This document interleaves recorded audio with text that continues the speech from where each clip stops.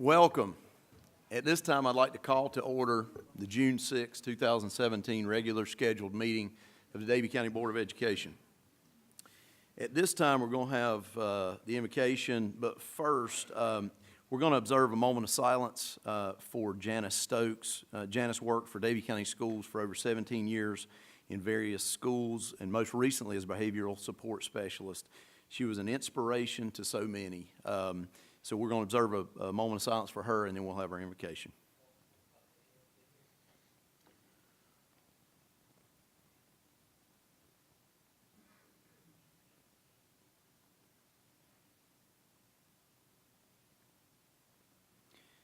Heavenly Father, we come to you today asking for your guidance, wisdom, and support as we begin this meeting. Help us to engage in meaningful discussion. Allow us to grow closer as a group and nurture the bonds of community. Fill us with your grace as we make decisions that will affect our great county, and continue to remind us that all that we do here today, all that we accomplish, is for the pursuit of truth, for the greater glory of you, and for the service of humanity. We ask these things in your name. Amen. At this time, we're moving to the Pledge of Allegiance, and I will ask Girl Scout Troop 2147 to come up and lead us in the pledge. This is Girl Scout Troop 2147. Lynn Wise-Carver and I are co-troop leaders. I'm very proud of these young women. They just bridged to cadets and also finished their bronze award by planting flowers around the stumps of the 4 Oaks.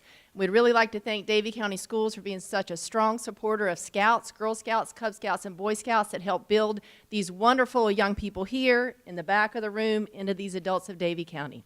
Thank you.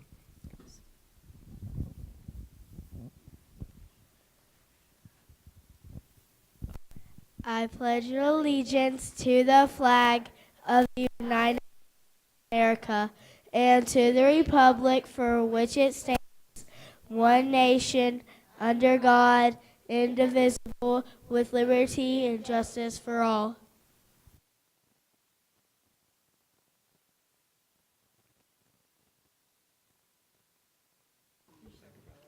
Thank you, ladies, for coming and sharing with us tonight. At this time, we're moving on to the adopting our agenda, and we need to amend our agenda, and I will explain that here real quick. We need to add an item in our staff reports entitled School Zones in Mocksville, and Todd Naylor is going to come up and talk to us about that. So I need a motion to amend the agenda and also to adopt the agenda. We have a motion by Mr. Hales. Do we have a second? We have a second by Mr. Junker. All in favor? Motion carries 7-0. Thank you. At this time, we're moving on to approval of minutes from our last regular scheduled meeting of May the 9th. Do we have a motion? We have a motion by Ms. Owens. Do we have a second? We have a second by Mr. Drexler. All in favor? Motion carries 7-0. Next up is our important dates, and I will go over a few dates here.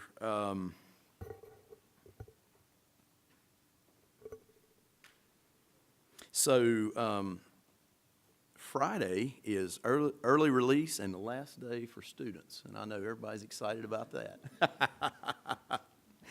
On Saturday, we'll have graduation starting at 8:30 at War Eagle Stadium. Then there's 2 rain dates, but we're not even going to talk about that because I'm sure it's not going to rain. Summer hours at all of our sites begin on June the 19th, which will have our facilities closed on Fridays. Our next meeting will be in this room at 4 o'clock on July the 11th. And that's all I have for now. I'll turn it over to Dr. Hartness for Superintendent's report. Thank you, Mr. Chairman. Good evening, everyone. It's good to see a good crowd out and know that we are all anticipating a number of recognitions tonight. So thank you for being here. Make my comments brief tonight, but just a couple things to update the board and community on. First, just an update on the state budget. The North Carolina House has adopted their budget. They adopted their budget last Friday. Now that budget will go to a conference committee between the House and Senate. And those closed-door negotiations will take place, and hopefully we'll have a budget by the end of the month. Both the House and Senate have agreed on a spending cap, but their proposals on how to spend those resources in North Carolina have some significant differences. So they'll work through those things in conference committee, come out hopefully with a budget by the end of the month. After the state budget is finalized, we will receive, and we receive our federal allotments. We have yet to receive those yet. We'll bring a budget back to you for adoption. In the meantime, we're going to continue to operate under our continuing budget resolution. The county commissioners in Davie County adopted their budget for 2017-18 unanimously last evening. We want to thank them for all the work that staff and the county commissioners did with the local budget. We want to thank them for the interlocal agreement that the Board of Education and the Board of Commissioners entered into a couple years ago. That has really helped both boards to effectively manage and plan budgets each year. Mr. Potts, I thank you for being there last night at that meeting, and I told him that was my 10th budget cycle as a superintendent in Surrey and in Davie County, and this by far was the smoothest budget cycle that I have experienced in my 10 years. So hats off to the communication and cooperation between our boards and how our community is working together.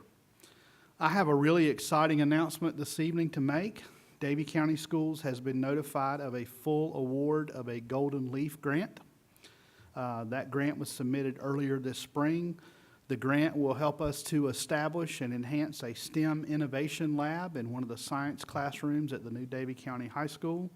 It's going to provide professional development and strengthen partnerships with our CTE program and our STEM center through some very high-quality professional development.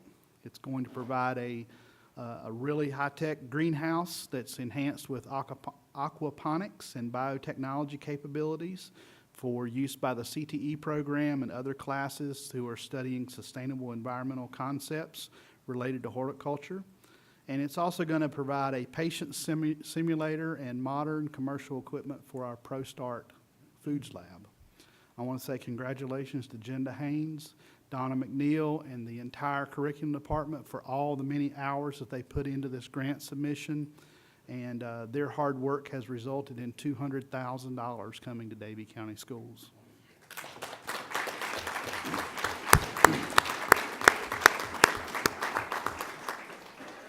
We've had many events since we last met, and I want to thank each of you who were able to join staff at a number of these events. We had a beautiful graduation ceremony with Davie Early College High School. I want to thank Calvary Baptist West for hosting that. It's just a beautiful event, and I look forward to that every year. We've had 2 10-year anniversary celebrations, one at the Early College High School and one at Ellis Middle School this past Saturday. Both of those facilities opened in 2007 and are celebrating 10 years, and they were fantastic ceremonies and celebrations.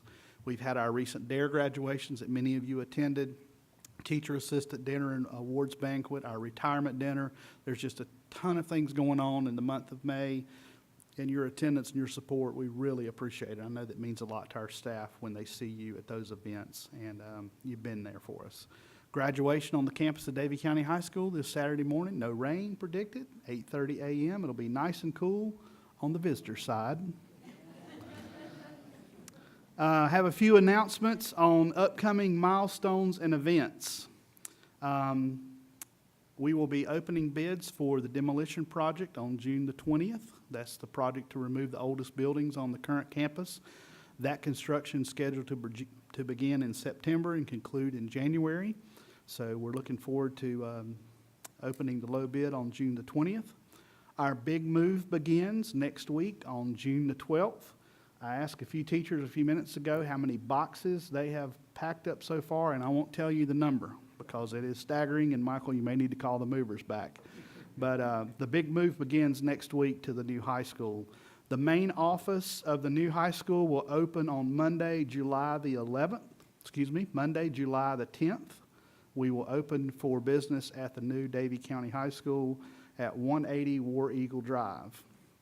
We will have staff tours for all employees of Davie County Schools on August the 10th, and we will be sending out notification of that.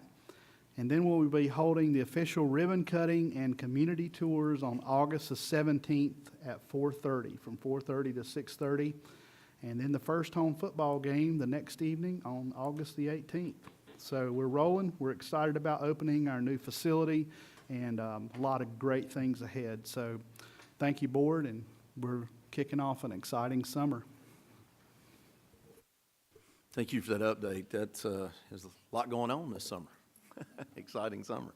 At this time, we're moving on to construction project updates, and I will ask Mr. Moorfield to come up and give us an update on the high school project.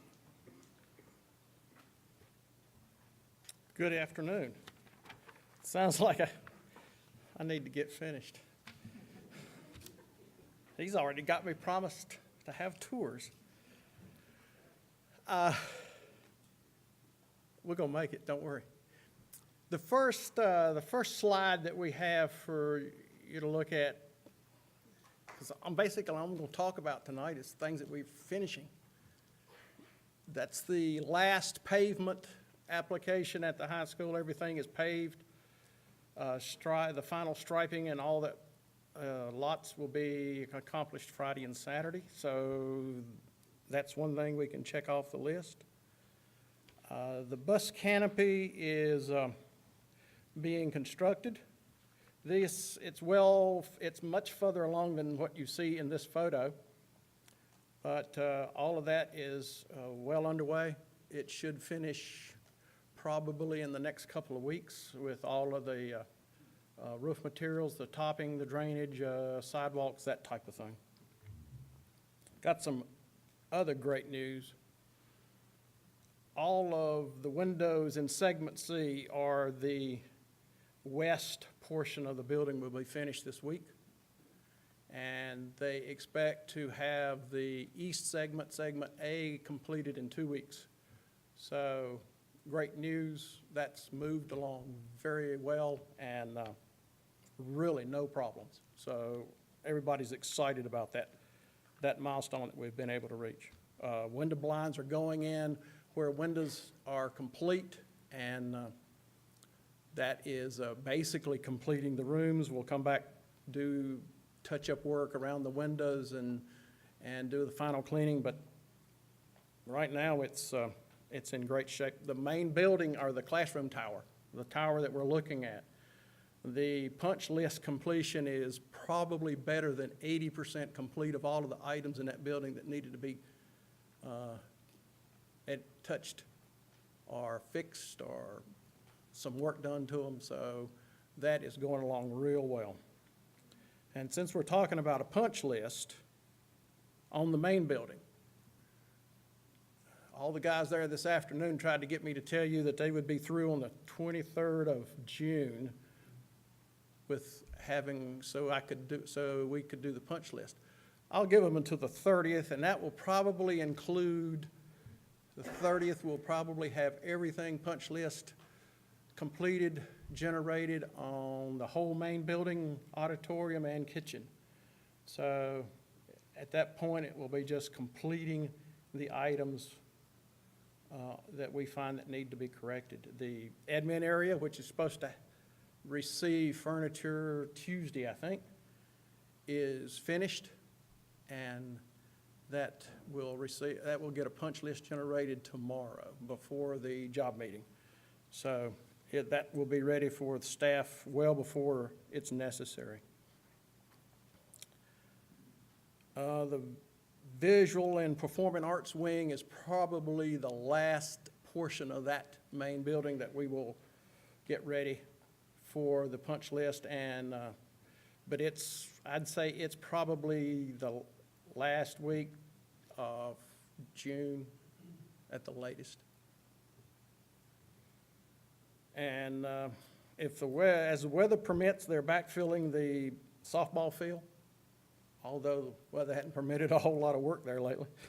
But that's in progress as the materials there are dry enough to compact. As I left this afternoon, they were laying out the auditorium for the permanent seating in the auditorium. The bleacher-style seating has been installed in the auditorium, so it won't be long before the auditorium starts to take a finished appearance. And I was asked a while ago what I was going to say in July, and I have no idea except we're through. Any questions? Yeah, that sounds perfect in July.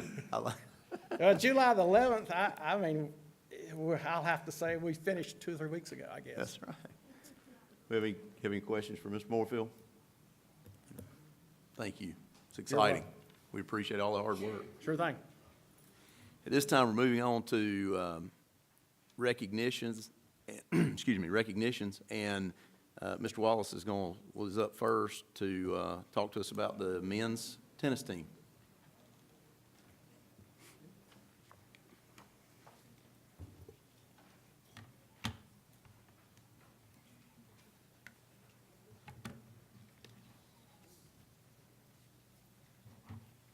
Thank you, Mr. Chairman, board, guests, parents, family. Again, it's my opportunity to come before you to recognize some of our student athletes this evening, and I will begin with what I would, again, have our coaches come forward and let them share some more specific information. But at this time, we want to recognize our men's tennis team, and they are the CPC, our conference, regular season and tournament champions.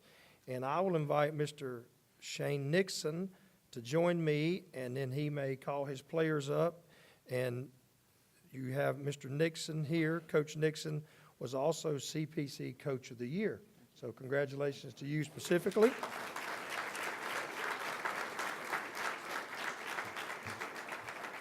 There's a couple awards here that I will let you hand out for one special young man there, but I would like for you to share a few things about your team. I'm happy to. Fellas, come on up here. Dr. Hartness, we were pleased to hear that everything's underway and doing well at the new high school. We feared that it might be a little over budget at some point, and we wanted to do our part, so we bought our own decorations. I hope that's okay. We're happy to bring those and put them in. I wonder if any of the school board knows how many wins the men's and women's tennis team combined have in this school year. Chad, I bet you got some idea. 32. Congratulations, you win a prize.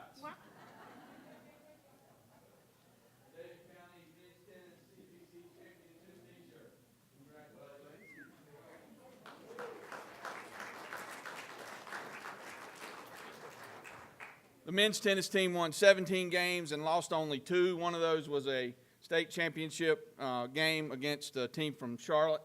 We were very, very pleased with what the young men were able to accomplish this year. One of our 4 goals, and perhaps to me the most important, was that we want to leave places better than we found them. And everywhere we went this year, I didn't have to tell my guys twice to pick up trash.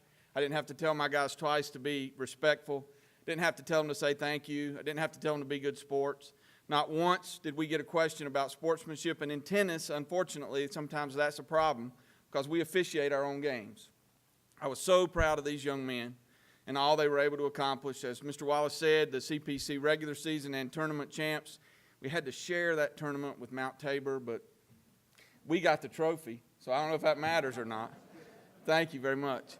We also had the CPC Player of the Year, 2-time Player of the Year, Elijah Gregory, who's not able to be with us today because he's at Guilford College signing a letter of intent to play tennis at Guilford College. But he is the 2-time CPC Player of the Year. I can't tell you what a joy it is to coach these young men. 3 of them made all conference. Another was the last vote getter off the team. They are a phenomenal group of young men, and I am very, very proud of them. Thank you for your time today.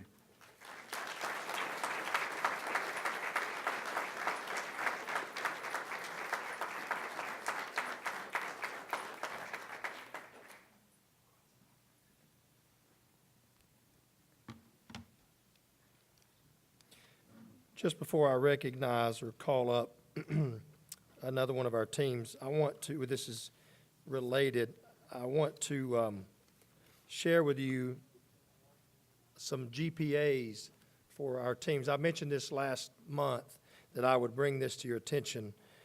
The following teams had a GPA out of the 4.0 over 3.0.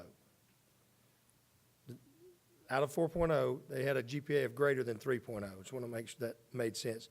Cheerleading, women's cross country sporting almost a 3.8, women's indoor track, women's basketball, men's swimming, women's golf, volleyball, women's tennis, and men's cross country. So we talk a lot about producing student athletes, and that's the way they're referenced, as student athletes. And when we can sit here and mention almost a fourth or almost a half of our varsity teams that maintains a GPA of 3.0 or greater, that needs to be commended to the coaches, for sure, to the school, and also to the parents and students. We won't forget you. You're the ones that do the work. The parents, we understand. And that is a phenomenal job that I can stand before you and recognize that many teams of multiple players that has a GPA of greater than 3.0. So if you would join me in congratulating those teams.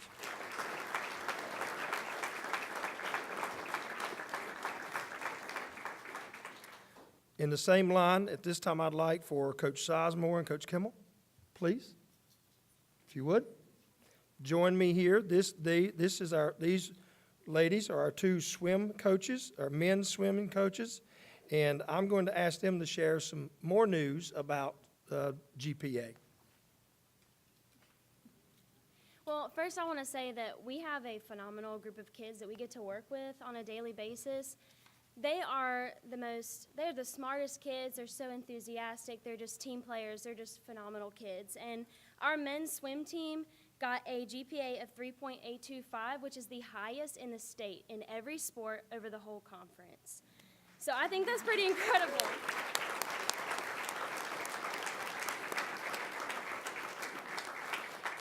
We have a few of our guys here with us today, and as I call your name, just come on up. The first one is Wyatt Copeland. He's a senior. He was all conference. He was also an individual state qualifier. He plans to go to UNC Wilmington to swim on the club team, and he's majoring in medicine or marine biology. Hunter Thurlow is the next one. He's also a senior, and he will be attending UNC Charlotte Art and Architecture in the honors program, and he's going to major in architecture. We also have Mikhail Harris back there. Come on up here. He's a sophomore. Micah Little as well, sophomore.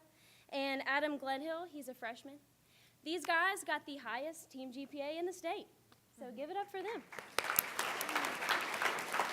Good job. You want to say anything? All right, let's see. Coach Sizemore, tell them what time you normally practice. Well, in the afternoon, just right after school, really. Don't do it at 6:30 in the morning anymore? Oh, no. Oh, no. That's pretty emphatic. Thank you. Congratulations.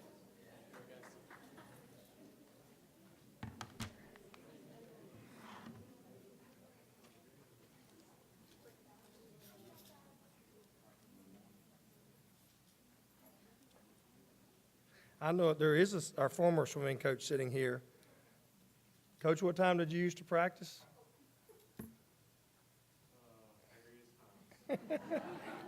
He's not going to admit. I used to be at the Wyatt times. Clint, you've probably been there and watched them roll in there very early. I'm sure some of them can tell you as well. Again, it's my honor to recognize another one of our teams for their accomplishments this year. And I will say this group, I know some of this group of girls a little better than I do others. It's been a pleasure to watch them, interact with some of them in the community. Some of them are friends with my own personal children. And I will tell you, it's been fun to watch you, your attitudes, and how you've conducted yourself. And I appreciate that very much. And that's our women's softball team. And this time I would like to have Coach Lowry. I know she's here. Coach Evans, come on up. Coach Wyatt. I almost called him Morgan. Come on. That's all right. And Coach Nicholson. Okay. All right, and they will share some things about their team as well. Okay, well, first off, thank you guys for having us. I'm just going to echo everything the other coaches said, and these are the greatest group of players that I've worked with in a long time, and you know, it has nothing to do about us as coaches. It all stems back to their character, the way they're raised, and the community that they live in. So I'll start by just introducing the players that are here real quick. and then talk to you about a little bit about our season. We have sophomore is Desiree Lewis. Just come on up everybody just come on up. Let's just do it that way. We got one on crutches, so. Sophomore Sydney White and Desiree Lewis and Sydney Smith. Freshman Isalou Ball. Juniors, we have Anna Devereaux, Bridget Tierney, Sierra Ferguson, and Sydney Hendren. And then our senior captains this year was Olivia Boger, Mackenzie Smith, Kaylee Parks, Kinsey Barney Castle, and Jessie Beck. And I'll just reiterate again, none of our success would have happened had we not had the 5 leaders at the end of the row, as well as just the team that just wanted that had a common goal, and that was to put each other first and be successful. Some of the things that we have accomplished individually, Sierra Ferguson was our most valuable offensive player this year. She only broke 6 records, guys. No big deal. 2 of which being single season and career home runs, and she currently has a 35-game hitting streak dating back to last season, so she tore it up at the plate. Our most valuable defensive player was Olivia down there at the end. Our left-handed pitcher, she broke 2 school records for most wins in a season and single-game strikeouts with 15. Our top teammate award, this is a 2-time award. We created this award to a player that we just, we love having on our team. I want my daughter to be like her, and that'd be Jessie Beck. And then our 5 seniors received our Aileen Steelman Career Achievement Award for the class of 2017. They helped create the best 4 runs in Davies' 42-year history, going 75-31. Had 7 all-conference players: Jessie Beck, Olivia Boger, Anna Devereaux, Sierra Ferguson, Kaylee Parks, Kinsey Smith, and Bridget Tierney. And 2017 CPC Pitcher of the Year was Olivia Boger. Overall, we were 22-5, 10-2 in the CPC. We were 2017 CPC tournament champions, and we made it to the 3rd round of the state playoffs. We had some major wins this year. One of the biggest ones that we had was our 8-0 shutout in that conference tournament, where we beat the 4A state champion North Davidson. We're not bitter about it, okay? But we beat them, and that was just the epitome of our season. Everybody came together, and they played for each other. But aside from all of that, most importantly, all these girls up here, they gave me 110% effort every single day. They grew a little closer to God, and they put each other first. And the girls can tell you that it's not about me. It's about we. So thank you guys so much for having us.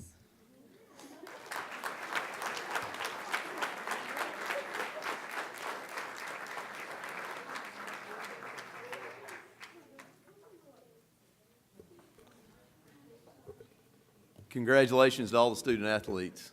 You guys put a lot of hard work in, and thank you to all the coaches. Up next, I will ask Ms. Donna McNeil to come up and present to us the CTE award winners. Good afternoon, Chairman Fuller, Dr. Hartness, and members of the board. It is once again my honor to come to you in the month of June to share with you some of our CTE winners across the state and in our region for some of our student organization activities. First, I would like to ask Mr. David Kuntz to come up with 2 of his students. With David tonight, this afternoon, we have Madison Desarn and Zachary Seaman. These 2 young students participated in technical drafting, and I think we have some draftsmen up there on our school board, so you know the difficulty level. And Miss Desarn was our first place winner in the region back in the spring, and Zachary Seaman is our first place winner in the state of North Carolina for his technical drafting skills. As his competition, he was designing a chess set, and everything from all of the different pieces on the chess set to the board, and I've seen some of those drawings, and they are phenomenal. Zach will be joining David Kuntz and his parents as they represent the state at the state competition in Louisville, Kentucky in just a couple of weeks. So I congratulate Zach and Madison on their accomplishments this year.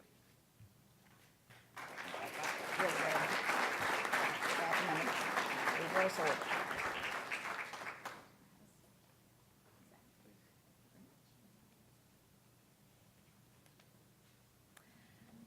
Next, I would like to bring up a young man that you've seen here before, Mr. Matthew Forrest and Mr. Seth James, our auto tech teacher.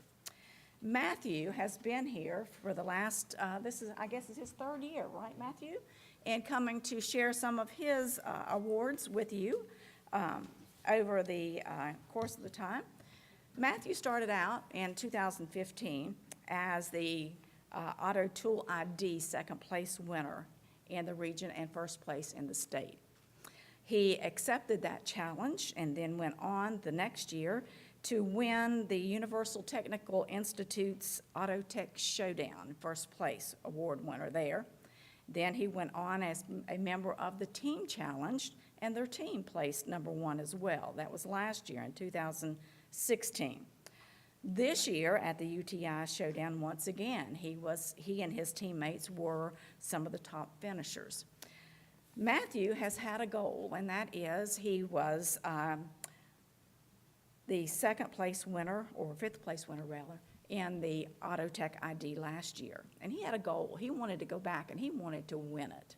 Well, he missed it by 1. He is our second place award winner in the state of North Carolina for Auto Tech ID. And over the last 3 years, Matthew Forrest has received over $31,000 in scholarship money for his accomplishments in the state.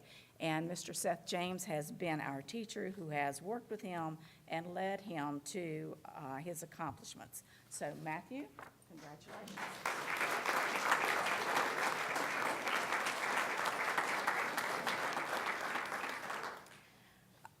Today we have with us Mr. Jason Harbor. Jason, if you come up and bring your students with you that are here. Okay, we have one. This was, Mr. Harbor focuses he is a member of our business department, and his focus is on finance. He teaches personal finance and principles of business. So tonight we would like to recognize Mr. Harbor and his first place in the state team for Stock Market Challenge game, where his students, as part of their classroom experience, compete with other schools across the state to see how they can manipulate the stock market. So tonight we have with us Mr. Wynn Fuller, who is a member of the stock market team. The other members of the team who are not here today are Brandon Newcomer, Tori Russell, and Will Blankenship. So we congratulate our stock market team.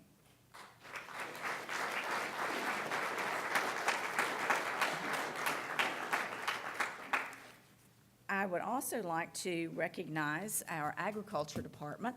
And today we have with us Amelia Latham. Amelia, you want to come up? And any members of our and Jesse's here too. Okay, I see. He came in later. And any members of our agriculture team that we have with us today. As part of the FFA, which is a very strong chapter at Davie High School and in our region state, they have had several accomplishments this year. First of all, I would like to recognize Katie Schoaf, who's placed first place in extemporaneous public speaking in the region. And Katie will be representing Davie County at the state competition in 2 weeks, I think, right? Congratulations, Katie.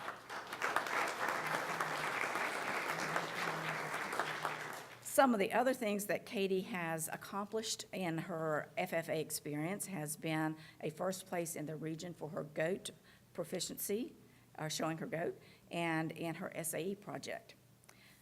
So thank you, Katie. Next, I'd like to recognize our floriculture team. We had 4 members of this team, and they have placed second in the region: Hunter Hendricks, Sydney Cobb, Ashton Chafin, and Morgan Gallagher. So I would like to recognize them. Let me hand you all.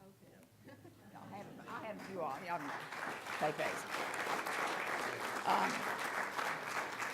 But again, the floriculture team will be representing us in the state event later in June. Hunter also placed second in dairy handling as part of her career development event, and she also placed first in the lamb event at the fair last fall. Our chapter has been recognized as being one of the national chapters, and they are one of 25 chapters that have been elevated to the national level. So again, I congratulate our agriculture department, Mr. Ledbetter, and our newest member of our staff, Amelia Latham, and we expect them to really use this greenhouse that we announced earlier, so that they will have many, many more events to come in the future. So thank you very much.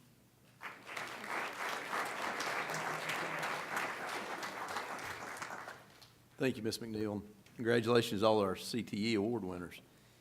Next up, I will ask Mr. Steve Rareshad to come up and present to us the William Ellis Math Counts team and the Math 2 team. Mhm.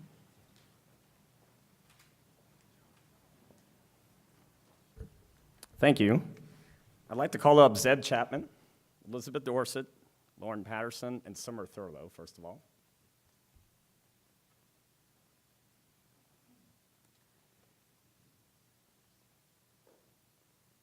Many of you may know that Math Counts is a nationwide math competition for high-achieving middle school students. It's been around for about 30 years, and it promotes excellence in the middle school level to get kids captivated by math and pursue math at a higher level.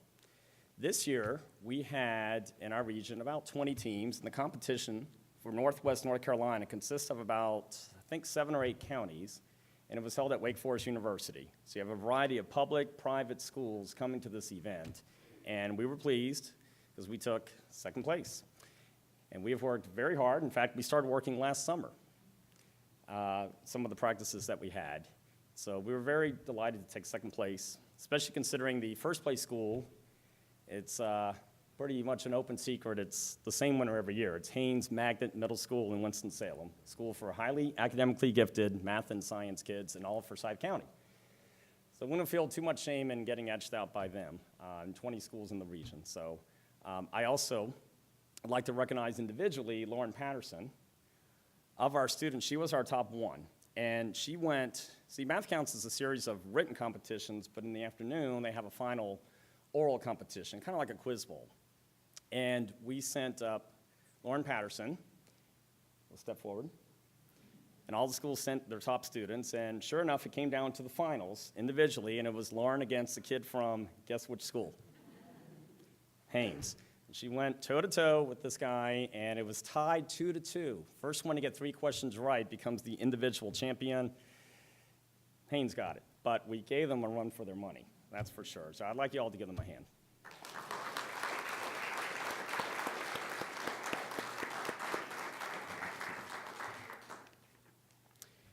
And some of these students were also on the Math 2 team. I'd like to call up that team as well. Zev Chapman, Elizabeth Dorset, Sadie Essick, Lauren Patterson, Anna Sloan, and Luke Stilson.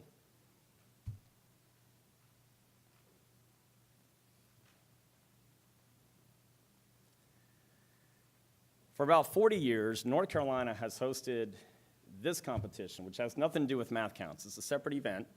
It's designed for students who are high achieving in high school math courses. It used to be algebra, geometry, algebra 2, and a comprehensive division. Now it's just Math 1, Math 2, Math 3, and comprehensive. We had a Math 1 and a Math 2 team. Our Math 2 team went to a regional competition in Greensboro. And at these competitions, schools from all across the state can show up. There are, I think, only 6 universities in North Carolina that sponsor this, and for the Math 2 level. So we had schools from Charlotte and Raleigh and the Greensboro area and William Ellis. And we took third place. So I was delighted with how our team performed against some very, very strong competition in Math 2. Let's give them a hand as well. Thank you. That's it.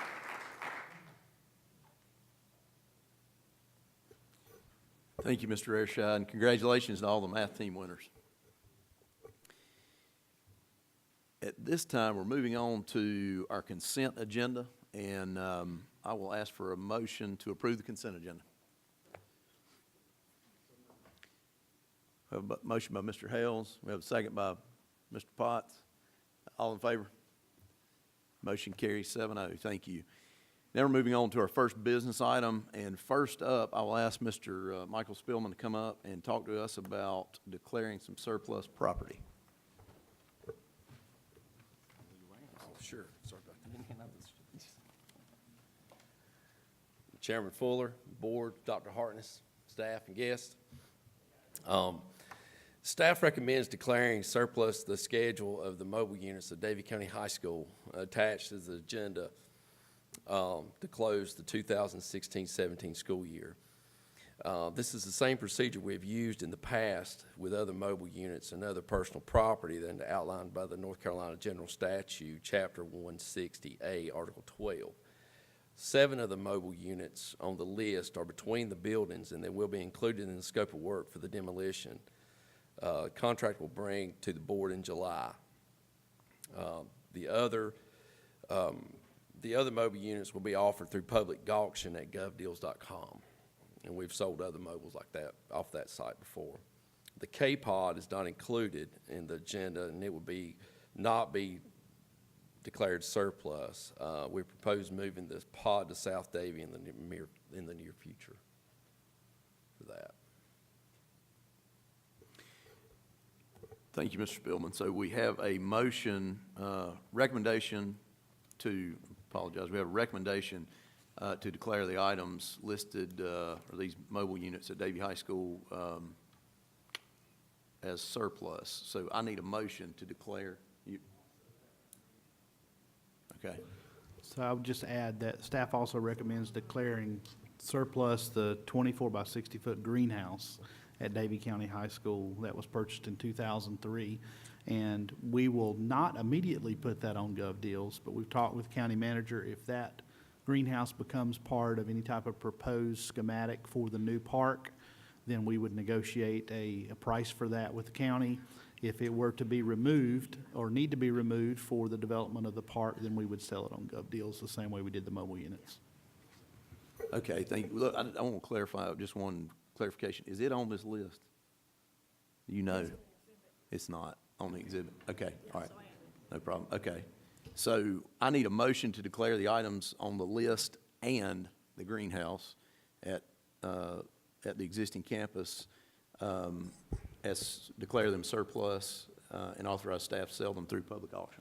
And board members, just for your recollection, the surplus property declaration means that they are unnecessary and you do not foresee using them in the future.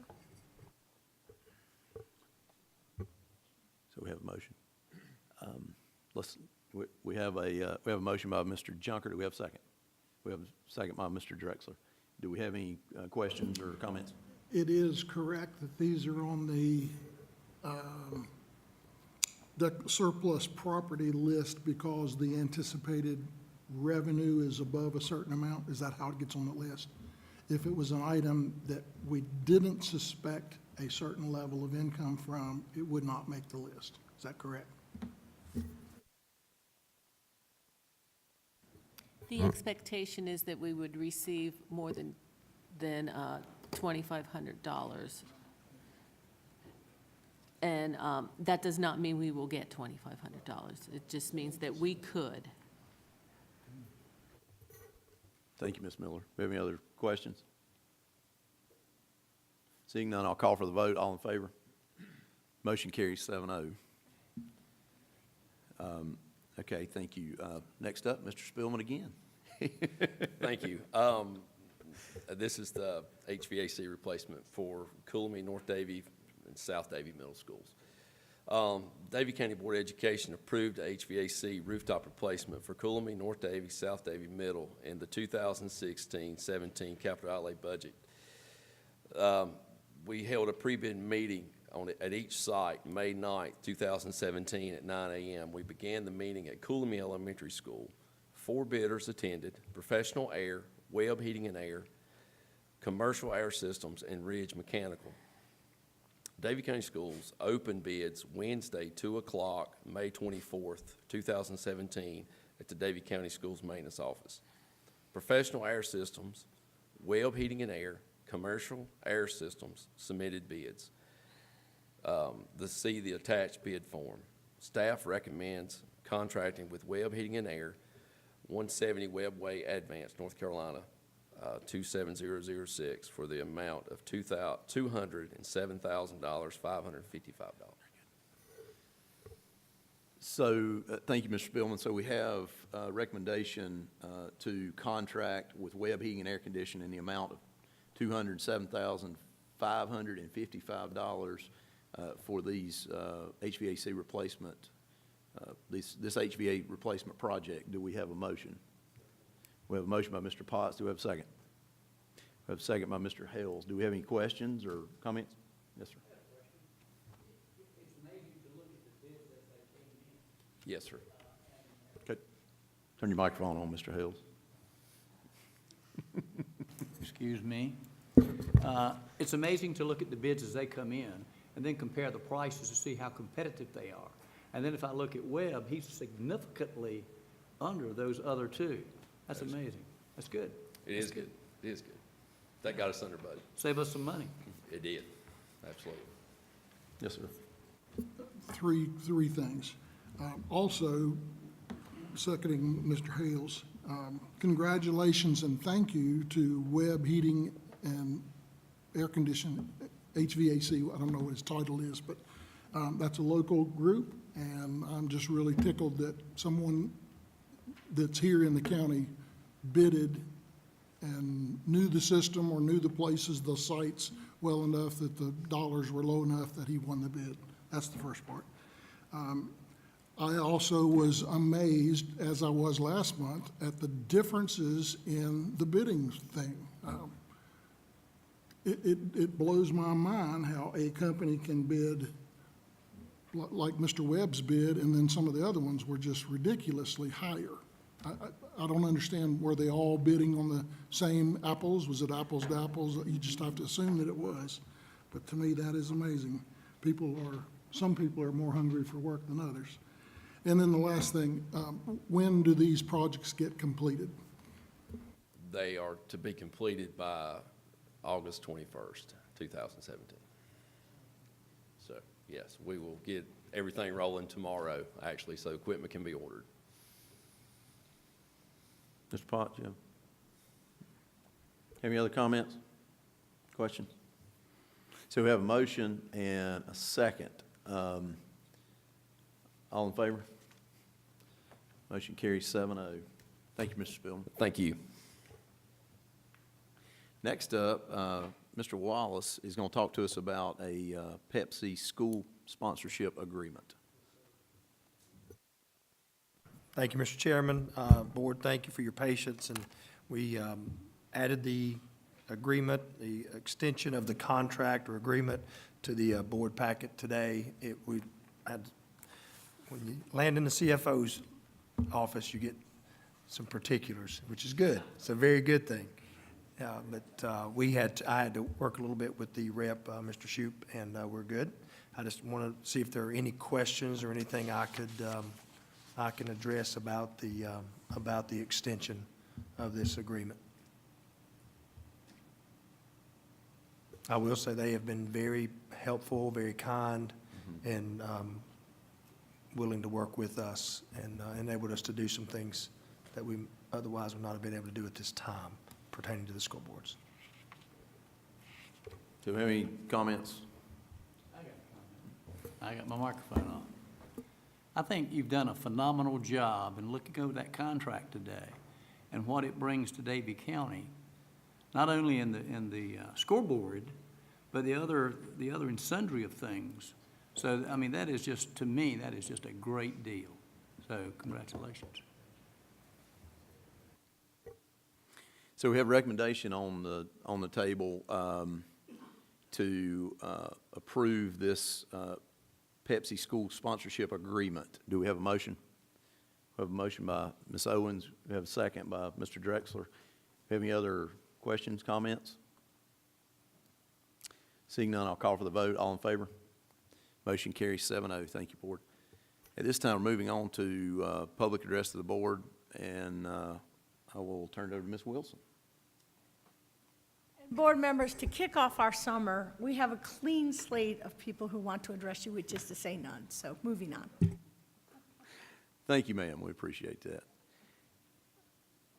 Okay, at this time, we're moving on to committee and staff reports. And one thing we did not do when we amended the agenda. Okay. First up, my apologies. First up is board policies, and I'll turn it over to Dr. Hartness. Thank you, Mr. Chairman. Board, before you, on this agenda item, you have 6 policy updates as recommended by the School Boards Association, 1 recommended by our staff on the attendance policy. These are just for your information this month. I'd ask for you to review those between now and our next meeting in July, when we will ask you to adopt these policy revisions. These have gone by staff who are involved in administering these policies, and they support these recommendations by the School Boards Association. You have these 6 because these 6 also appear in the student parent handbook and will need to be printed in July. So if you have any questions about any of these, please give me a call sometime this month, and we'll discuss, and then we'll ask you to consider approving those in July. We will have another round of policies coming to you, a large number. I understand from the School Boards Association Policy and Legal Services, they are updating all of our policies to accurately reflect the new policy numbers adopted by the State Board of Education. They redid their policy manual, so we'll have a large number that will just be updates to references, the State Board policy coming at you soon as well. Yes, sir. Dr. Hartness, you may have answered it in that last little segment that you spoke. There was some, in reference to business that happened in Raleigh about K-3 class size, some money that was to come to the school system with some requirements of reporting back to Raleigh that are different or new that we didn't have to do before. You follow what I'm talking about? Nope. No. All right, I'll ask a question the other way. There will be a number of reporting requirements in the budget. House Bill 13 may be what you're referencing, but I don't know that it has to do with these policies. Not these, but will there be new policies that have to go into place for that new money's purpose? Absolutely. After the budget is adopted, after this legislative session, the Policy and Legal Services will go through all the new general statutes that were amended or new statutes, and they will update our policies to reflect those changes. So those changes will not be reflected in this July printing that you're talking about? No, absolutely not. They'll be later in the fall, late fall, when those, the attorneys at the School Board Association will take everything that the legislature does. They'll go through and will look at our custom policies and see where those things fit. Then they'll send us a batch of recommendations in the fall, sometime later in the fall. Doesn't mean that we don't have to follow those state statutes between now and then, but there is a delay between when the law becomes law and when it ends up in our policy. Any other questions?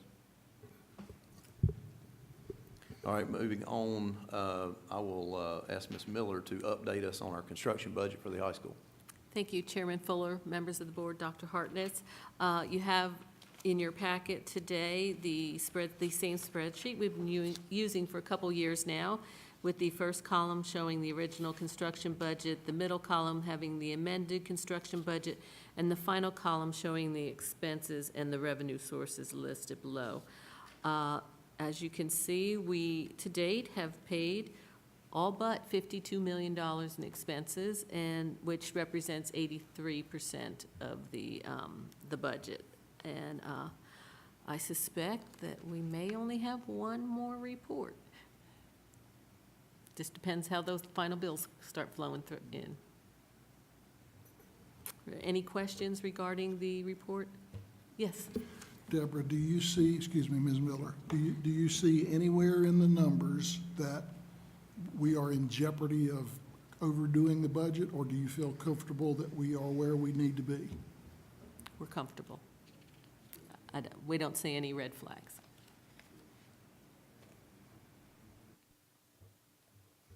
Any other comments, questions for Ms. Miller? Thank you. We are glad to be 83% through this process. At this time, I will ask for a motion to go into closed session. Oh. Todd, I'm sorry. I apologize. I got some exciting news to share anyway. Thank you, Mr. Chairman, board members, staff. A few weeks ago, we were approached by the town about designating school zone ordinances at the schools that are within the city limits of Moxville. The town manager and the police chief met with Mr. Wallace and I, and we discussed some issues that concern speed limits through school zones and time frames and those kinds of things. The town board implemented or had the ordinance approved last night, I think it was, at their meeting. But the school zones will currently be at South Davie Middle School on South Davie Drive, and it starts just as you turn on to South Davie Drive and goes almost to the maintenance shop. And the speeds on all the zones within the city limits will be 20 miles per hour.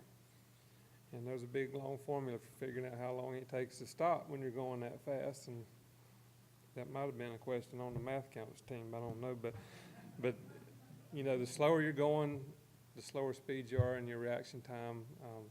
It takes you a lot less time to stop when you're going slower speeds. I think they've had some complaints, especially on Cemetery Street near Moxville Elementary, and that kind of drove the ordinance to be implemented, and they wanted to include all the schools. And so the time zones for South Davie Drive and for this campus are from 7 a.m. to 8:30 a.m. And in the afternoon, it's from 2:30 until 3:30. The school zone on Cemetery Street begins just past the driveway to the YMCA and continues down Cemetery Street to Park Avenue. And that school zone will be enforced the entire day because of the location of that school from 7 a.m. to 3:30, because students go back and forth to the park and participate in activities over there. So they felt the need to extend that school zone for the entire day. And that's pretty much the extent of my information this evening. If you go speeding through there, you can rack up about a $250 fine for a violation. And just North Carolina is a absolute speed state, so they can cite you for 1 mile over, but that's not the intent. They shared with us the intent was to slow the cars down and improve safety, and they're not going to be out creating a speed zone for the purpose of writing tickets. It's for the purpose of our safety of our students. Any questions about that? Mr. Naylor, I have a question. Have they indicated what type of signage or displays would be announcing that new speed zone or school zone? Yeah, they're required by statute to post a sign with these times listed, because if the motor public doesn't know what time the speed zone is in effect, then they can't enforce it. There will be a school zone label on the road, on the pavement. The signs will say school zone. It'll have the times listed on the sign as well. And we've been encouraged, once they get those signs posted, that we can make summer school signs to put on there in locations that we might be having a summer program, so that motorists will know to enforce those laws will be enforced during that time period. The town is going to be totally responsible for signage and for the any violations that occur. So we don't have any really any purposes as far as we had some input about the speeds and about the times, and that's what they asked us to be a part of. Any other questions? Any other questions for Mr. Naylor? Thank you. All right. Appreciate it. Mr. Chairman. Yes, sir. I wonder if you would allow any of us who want to say something to do that before we go into board closed session because of some attendance here. Sure. Thank you. Last night, as Dr. Hartness indicated, I sat in the county commissioners meeting, so I want to emphasize a couple of things that impressed me last night. One was their recognition of staff, and as I sat there, I thought, what a staff we have. And I apologize that I don't do that very well and haven't done it nearly often enough to say thank you to the staff that comes to these meetings and our principals, and especially to our superintendent, who obviously is the leader of all these groups. And so sometimes staff, I guarantee that every one of us realize what you're doing and how valuable we think you are, regardless of whether we say that to you or not. So that really struck a personal note with me last night as to how important that is. Secondly, they recognize Mr. Carl Boone, who probably most of us in this audience know, and they recognized his contributions to the county as a former commissioner. But he was also one of those persons who has touched many of us in terms of his leadership, and whether it be Rotary or Smart Start that some of us have been involved in, that was touching and important, I thought. And finally, whoever got the interlocal agreement, as Dr. Hartness has already indicated, that is huge. I can personally tell you from many years ago what a struggle developing a budget has been in Davie County schools. And I commend you, Dr. Hartness, and Chad and Clint, and whoever the chair was and involved when that happened. That was a huge lick that I couldn't realize how big it was until you've seen both ends of it. And so I just want to say thank you for that. And of course, Dr. Hartness has already shared that with the commissioners, and I just wanted to say that before these guys leave. Thank you. Thank you. Anybody else have anything? Yes, that's right. I was going to say we echoed all the staff support and how much you guys do. We know you're working hard every day, and we do greatly appreciate that. Yes, sir. I wish that I could have said this back during the recognition part, but I'll say it now, and maybe some of you can share it with those award winners. Who was announcing, it was something to do with one of the math groups, and there was a group of students that placed really well. They were high school students, and they got honors in their practice, or their tool that they used had to do with the stock market. Who was that? CTE course, business skills, business. Can adults audit that class starting next year? Great.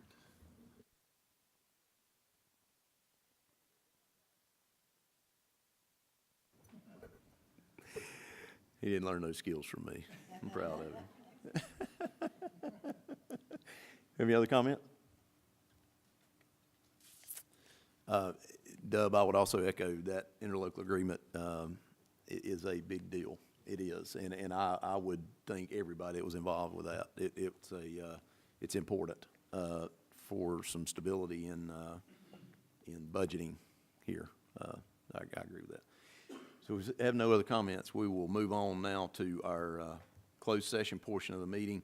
I will ask for a motion to go into closed session to preserve the attorney-client privilege pursuant to the North Carolina general statutes listed on our agenda, to discuss personnel matters protected by state law, and to discuss student matters made confidential by general statutes and FERPA. Do we have a motion? We have a motion by Mr. Drexler. We have a second. We have a second by Mr. Hales. All in favor? Motion carries 7-0. We're now in closed session.